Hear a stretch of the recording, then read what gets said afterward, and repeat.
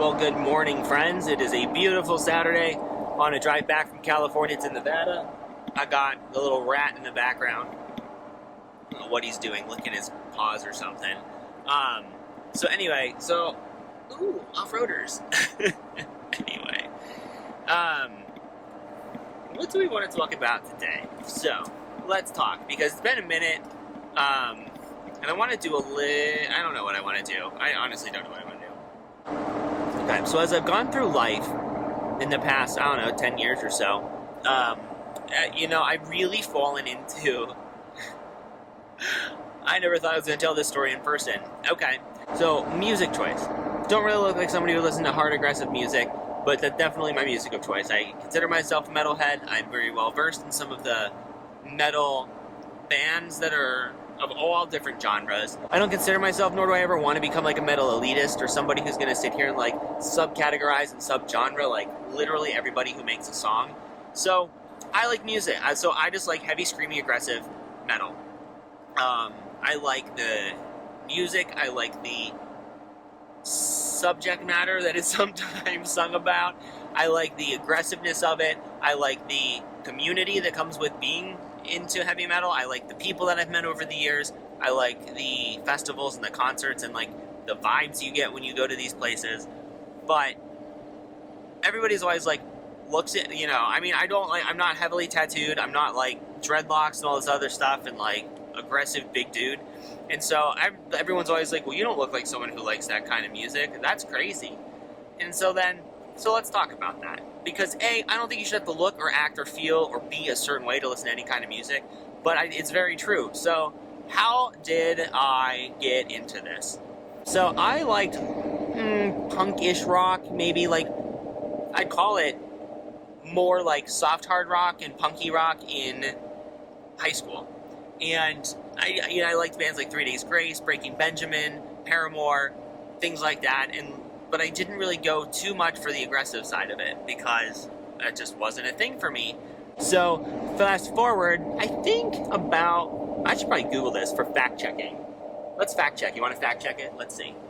So my gay ass, March 27th, 2009, drugged two of my friends in college to the circus starring Britney Spears, the circus tour. And amazing show, sidetracking. So there was one segment in the show where she had to do a costume change. And there was a video montage where it was like this, freak show circus, orgy with like weird New Orleans style masks. But it was like creepy, but it was sexy. And the background music was the Sweet Dreams by Marilyn Manson, the remake of it. So fast forward, I think it definitely was. So it was summer break after that year. I was at home. I was at home for break, and I was just like in my room one night bored. So see, I'm fucking California. So fast forward, I think I'm Googling like Britney Spears videos in my room, and I remember the montage, and I was like, you know what? That song was really cool. That video montage was really cool. And I looked it up, and I was like, actually, I heard all these like weird-ass rumors about Marilyn Manson when I was in high school. Like, he removed his own ribs so he could suck his own wiener, and he was like this creepy guy, and they blamed Columbine on him, and all this other stuff. And so I was like, let me look him up. He dropped one of the album that had like "We're From America" on it, and then I'll figure it out. Let's figure it out. Let's be factually correct here. Okay. Yeah, exactly. See, I'm so good. Okay. And so again, March 27, 2009, summer break, 2009, in my room Googling Britney Spears videos, thinking about Marilyn Manson, and it was in 2009 because he had just released the High End of Low album, which had Pretty as a Dollar Sign, Leave a Scar, and that Arma Goddamn Motherfucking Gettin', and Running to the Edge of the World. Right, because I remember the first thing I watched was the Running to the Edge of the World music video, and I was like, this is a little weird. But then the website, it was like redesigned. It was super like dark and like weird and creepy, and like with this with like this demonic imagery, and I was hooked. I've always liked horror movies, dark imagery, dark art, love all that stuff. And I was like, this is really cool. What else? And then of course you Google Marilyn Manson, and the first thing that pops up is Beautiful People. So I watched that music video, and I'm like, what is this? This is absolutely amazing. And so then it was a Marilyn Manson rabbit hole because of the circus starring Britney Spears music video interlude thing that she had done. And then I was like, well, let's delve into this. So back in 2009, we didn't have things like Apple Music. We didn't have things like, we had YouTube. We didn't have things like Spotify was just coming out, I think. And so it was up to torrents, it was up to YouTube, and it was up to Pandora to get your new music. So I make my Marilyn Manson Pandora station. People like Slipknot are coming up. Static X, I think, was another one. Power Man 5000, where all these like really cool, like heavier but like not super heavy stuff was coming up. Because again, at that point, I think I only had a 3 Days Grace Pandora station. And then I remember after that, then Skillet popped up on my 3 Days Grace station. So I made a Skillet station. So I got into Christian hard rock, doing heavier stuff with Manson, Slipknot era kind of bands. And then it was just a rabbit hole from there. So then I got into like some heavier-ish stuff.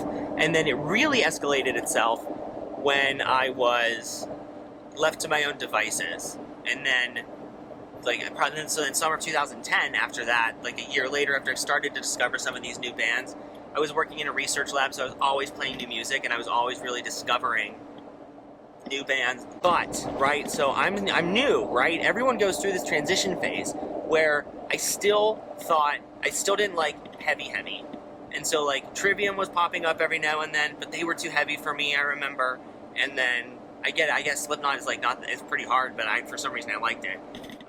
And some of the like the really consistent screamy stuff, I was like, not for me, but whatever. So then fast forward again, spring 2012, went through a nasty breakup in medical school that I did not process well, and like all of those old videos are like way back on the YouTube channel because I talked about it and vlogged it. And I asked my one friend, this is where it becomes really fun. This is why I feel like metal people are like the best people in the entire fucking world. And I had found out that Rockstar Energy Drink Mayhem Festival was coming through Pittsburgh, and I wanted to go because it had like one of the absolute best lineups I think it's ever had. And all I remember like being super excited about was that Slipknot was headlining the show, but it also had like Devil Wears Prada on it, and I really liked them, but I didn't. But again, like super heavy. So when did this again? Because it escalated, right? So it's escalated over the years. We fast forward from 2010 to like 2012. So for 2 years, my music taste is getting heavier. I'm getting more into it. I actually think Trivium was on that tour as well. And so all of these, I was like, I want to go, but I don't have metal friends, right? Nobody that I was friends with in college liked it. I mean, trying to find any kind of gay dude who likes heavy metal is extremely difficult. And I didn't have any friends who liked it. So I just put up on my Facebook one day, hey, I'm going to Rockstar. I would love to go see Slipknot. Anybody want to go? Do I have any friends who are going or who want to go? And my one friend was like, hey, a bunch of us are already going. When we solidify a plan, you should come with us. So we get there, we pull into the parking lot with her and I think like 2 other friends of hers. I know none of these people. We're just kind of hanging out, having our little like pre-go-in cocktails, pre-go-in like snacks, and then this dude in this like Ram, like I don't even think it's 1500. I think it's got to be a goddamn like 1800 if those even exist. But it's like huge. And they pull up, dude's tattooed head to toe, drinking with everybody, fireball shots for everybody. They have a grill, everyone's like it's just like a really fun time. So we're all drinking, we're cooking out, we're having some snacks, we're getting to know each other. Everybody's having a super good time. And we go into the festival, and like we've never seen them again. And they were some of the nicest people that I've ever met. And for like somebody to just be like, hey, we're here, and then offer everything to everybody in the area. They were so much fun. The concert was amazing. I didn't get over my breakup. I got over my anger towards my breakup at that time.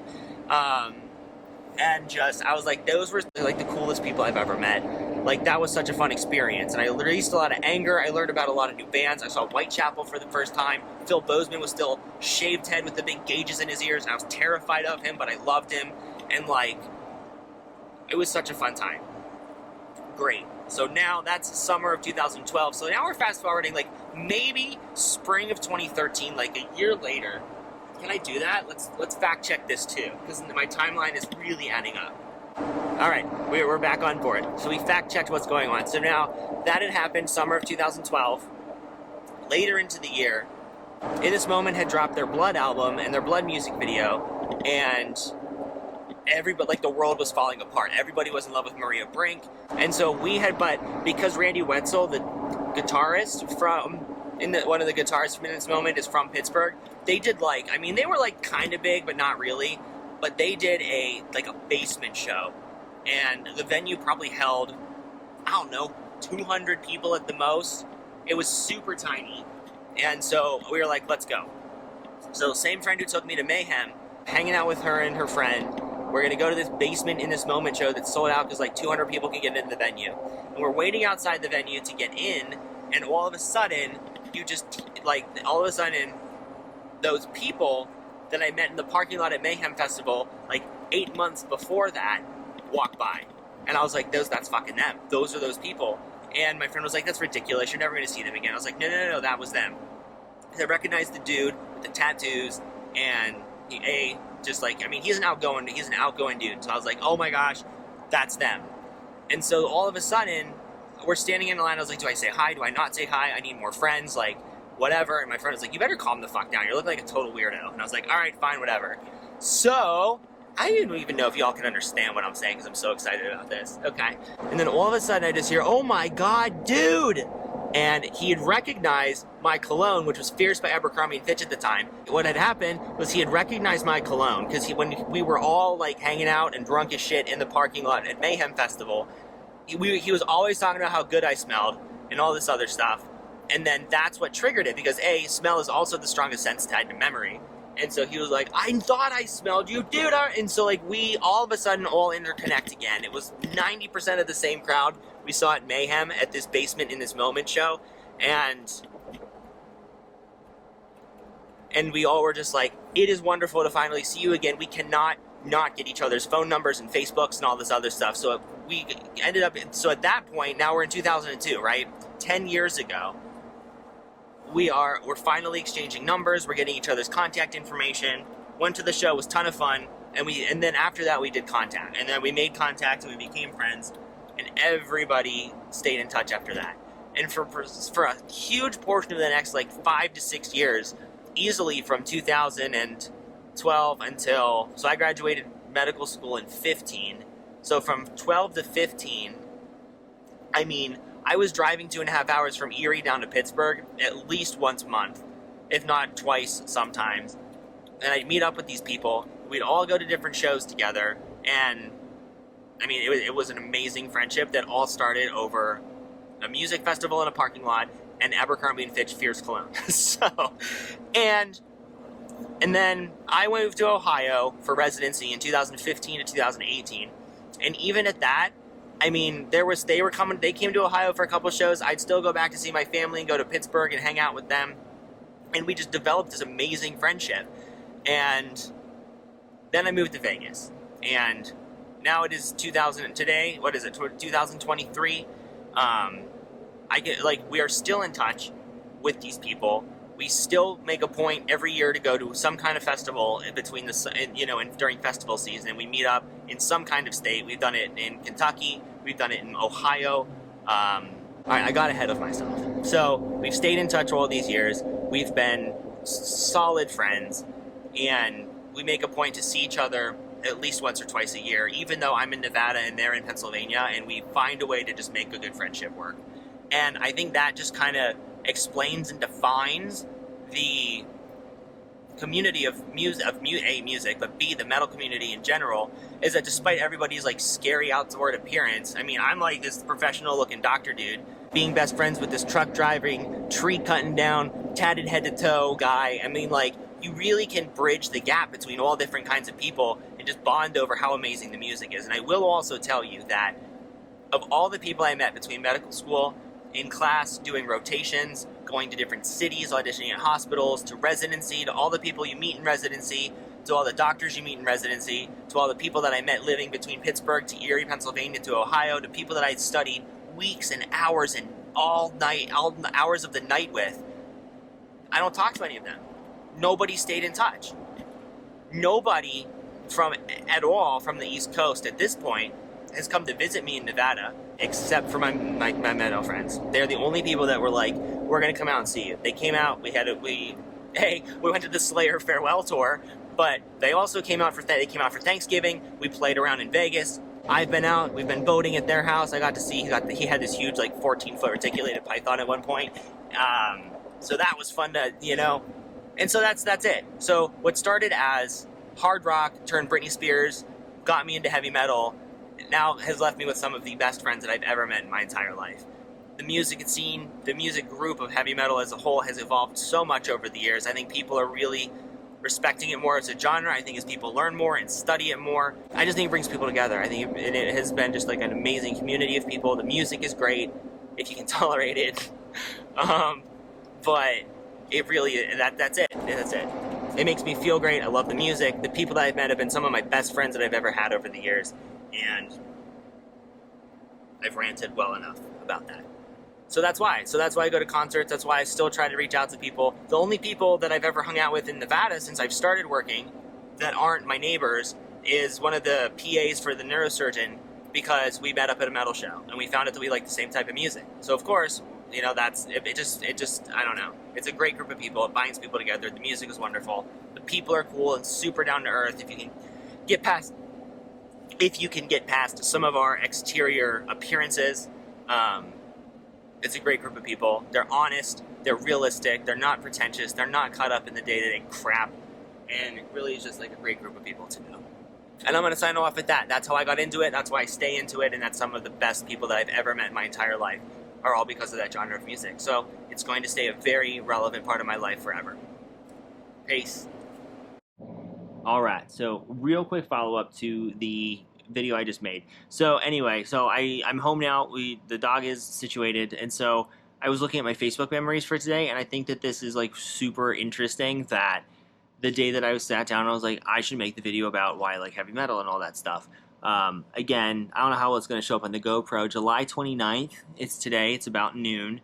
And then I pulled up my Facebook memories for today to kind of see what I was up to. And July 29th in 2012 was the day that we met all of those random strangers at the metal concert that I'm still friends with today. You can't really see it that great here, so I will put up a screenshot. I'll screenshot it. Screenshot. I love this. And I'll put that in right now so you can look. And then almost all of us are all still friends to this day. Other than the Flexi guy, I don't even think he was with us. I think he just kind of showed up for the picture because he's not anybody's friend. So I think we just got photo bombed at the concert. But most of the other ones of us, everyone else still kind of keeps in touch over Facebook. And the one in the middle, he's a super good friend of mine now. And one of the only people to come out and visit me in Vegas. The rest of them are doing well, to my knowledge, and we all still keep in touch. But everything else was absolutely. So that was that day. 1 year, 13 years ago, on the same day I decided, hey, I should talk about this, is when that happened. And now that I've run the camera for about 2 more minutes into this already ridiculously long video, I'm going to sign off. Okay, that is the end.